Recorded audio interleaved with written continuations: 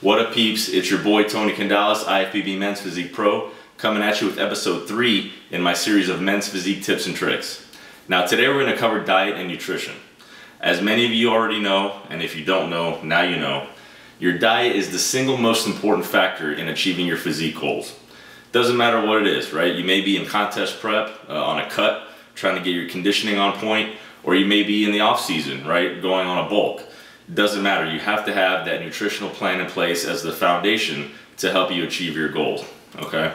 Now, I'm sure we've all seen, guys and girls at the gym, every day grinding, going hard, but you don't really see them progressing, right? You don't really see any changes taking place. I can promise you in most of those cases, diet is the issue. Okay. I don't care how hard you train. I don't care how much cardio you're doing, right? If your diet is not on point, you're not going to get to where you want to be. All right. So today, we're going to start with talking about what kind of variety of foods you want to be thinking about as part of your baseline diet. And by variety, I say lack thereof, and you'll see why I'm saying that. We're also going to cover in detail my baseline 4-day carb cycling diet that I use during my prep. Okay, and then we're going to finish off by talking about how that diet changes during peak week, right? And really the last few days before a show. Make some adjustments there. To help me, get to where I want to be based on where I'm at. So we're going to talk a little bit about that. I'm going to detail that for you as well. So with all that being said, let's go ahead and get started with tip number 1. All right, so let's talk about the different variety of foods you should consider as part of your baseline diet. Now, if you're on the various social media sites, if you have friends that compete and go through prep, if you're following folks that compete, you're going to be bombarded with all these magical recipes, right? Protein pancakes, protein French toast, right? Muffins. And then of course all the accompanying, magical syrups and condiments that go along with those, right? And hey, the premise is this fits in my macros, right? In my diet macros. Let me tell you something, bad idea, okay? Here's why. What you're doing with those meals is you're introducing variables into your equation, okay? We don't like variables, okay? We want to know how our body reacts to specific foods, and we want to keep that consistent, okay? All you're doing with these cute, meals and these cute recipes is you're introducing different variables. You're not going to know how your body's going to react to those. And the more variables there are, the harder it is to nail down exactly what you want and exactly how you want your body to react to those, okay? So what you're going to see here in a minute when I detail my cycling diet is that I stick to 5 different foods. Okay, the entire contest prep. That's right, 5 different foods, okay? Yes, it sucks, okay? It's not fun, right? But it's not supposed to be, okay? If it was easy, everybody would do it, right? But what you need to know is exactly how your body's gonna react to those foods and what to expect when you consume those foods, so you can really use them to your advantage and you can really use them to tweak whatever it is you need to tweak based on how you're looking, all right? So again, stay away from the fancy, cute recipes. Doesn't matter if it fits in the macros, right? I don't care if you calculate them out, to the decimal. You don't want those variables introduced into your baseline diet. All right, so let's talk about the 4-day carb cycling plan that my coach Dave Melnikoff put together for me for my contest prep. Now, when I first came to the coach, I weighed about 200 pounds and I was about 8 or 9% body fat, okay? This is the exact plan that I use to help me get down to about 175, 180 and sub 5% body fat, okay? Again, it's a 4-day cycle, and here's the details on that. So days 1 and 2 are extremely low carbs, okay? And there's 6 meals in every day of the 4-day carb cycling plan. All right, so for days 1 and 2, meal 1 is 12 egg whites and 1 cup of oats. Yes, I said 12 egg whites, right? Egg whites are some of the cleanest protein sources out there. So I really like to use those as part of my, my cycling plan. The oats are uncooked, 1 cup, okay? So dry, 1 cup. Of course, once you cook those, it actually makes it a pretty decent portion there, all right? So breakfast, meal 1, 12 egg whites, 1 cup of oats, okay? Now meals 2 through 6, you kind of cycle through 8 ounces of chicken and 10 ounces of fish, okay? So 8 ounces of chicken for meal 2, 10 ounces of fish for meal 3, and then you basically repeat that, all right? Now, as far as the fish goes, tilapia or cod, right? Very low fat, very clean sources of protein there as well.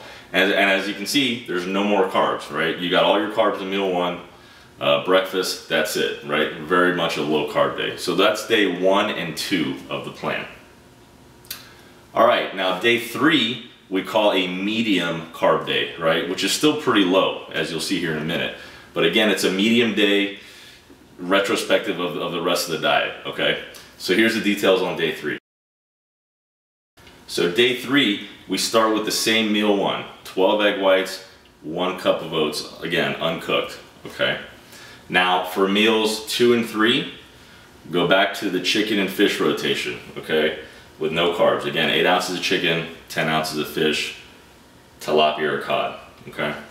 Now, depending on when you train, for me it's usually in the evening, so meals 4 and 5 is when you're gonna have your extra carbs, okay?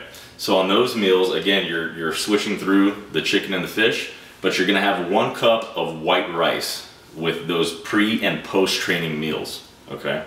Now this is 1 cup cooked, okay? The rice is actually cooked for the measurement there. And then finally meal 6, which is your nighttime meal, your last meal, again, no carbs, and depending on whether you started with fish or chicken, right, the next one's up next, okay, whatever it may be. So again, carbs in the morning, right, breakfast, meal 1, and then carbs pre and post train meal only, okay? And you can move that around depending on when you train. Again, I train in the evening, so for me it's usually meal 4 to 5, okay, when I get those extra carbs. So that's gonna help, you know, give you a little bit more strength on that 3rd day, right? You're gonna get a little bit of carbs back, and you get a little bit of strength back. Those first 2 days are rough, right? You're not gonna have a lot of energy, that's fine, right? You're really gonna see a lot of conditioning come in on those days. If you're like me, right, you're gonna lose a pound or 2, right, on those days when you have almost no carbs in you. Day 3, you'll probably maintain your weight or perhaps lose, you know, a pound or a half a pound. At least that's what happens for me. So let's talk a little bit about day 4 now. So day 4 is your high carb, okay? On that day, you're consuming carbs with every meal, okay? So again, the details on that, meal 1, again, 12 egg whites, a cup of oats, okay? And then here we go, right, meals 2 through 6, cycling through the 8 ounces of chicken or the 10 ounces of fish, and you're gonna have a cup of white rice with each of those meals, okay? So you're gonna have carbs every meal. It's really a refeed day. And again, that's really gonna help kind of fill you in, right? You may be a little bit flat from those prior 3 days of fairly low carbs, right? Even day 3 is pretty low. Day 4, right, you're gonna get all your carbs in. Your weight's probably gonna stay static that day, right? You may gain a little bit, right, depending on your body and how it reacts. That usually just maintains my weight, so I don't lose any that day. But again, it's all up to, you know, your individual body and how it reacts to that. But again, that's the 4-day cycle. So again, 2 low days, 1 medium day, and 1 high day. All right, so let's talk about the different adjustments that we make to that baseline diet during peak week, right? That week right before your show, the final week of prep. And really more specifically, the last 3 or 4 days before your show, okay? So what you're gonna see is that we manipulate the amount of protein, the amount of carbs, and we also start throwing in some fats, okay?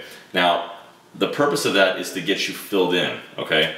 If you've done everything right up until this point, you're gonna be pretty flat, right? You're gonna be really lean, you're gonna be dry, right? And what we're trying to do now is just fill you back up, right? Without spilling you over, right? You'll hear people say, I don't wanna spill over, right? So you gotta be careful here.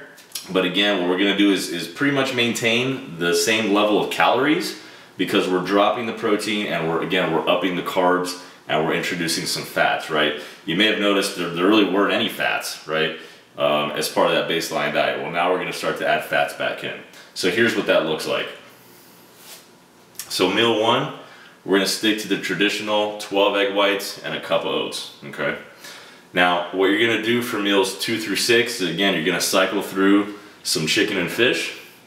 But in this case, you're also now gonna begin to consume 1.5 to 2 cups of white rice, okay?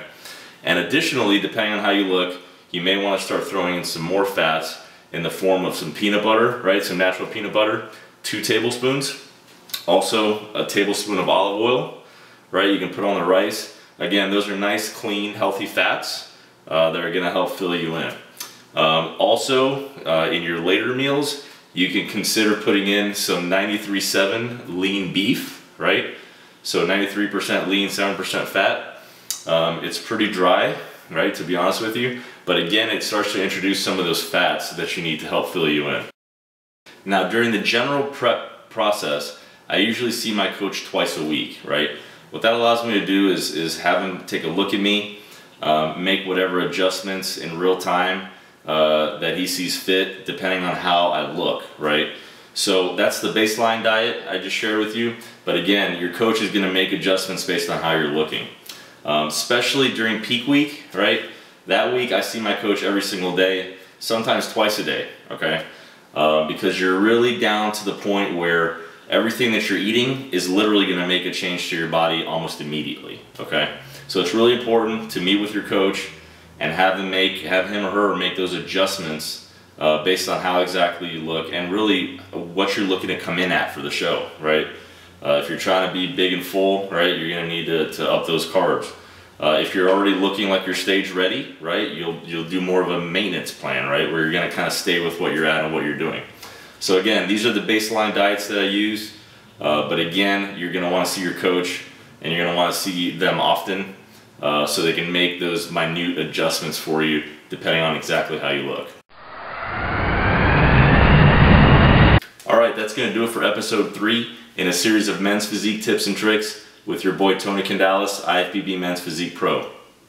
Hopefully the information I shared with you today regarding diet and nutrition are going to help you nail down that perfect baseline diet for your next contest prep. If you haven't already done so, please follow the channel so you can stay up to date as new videos are released. And also please follow me on the various social media sites listed below so you can stay up to date with what I'm doing to prepare to compete professionally in 2015. So until next time, stay swole and leave it all in the gym each and every time.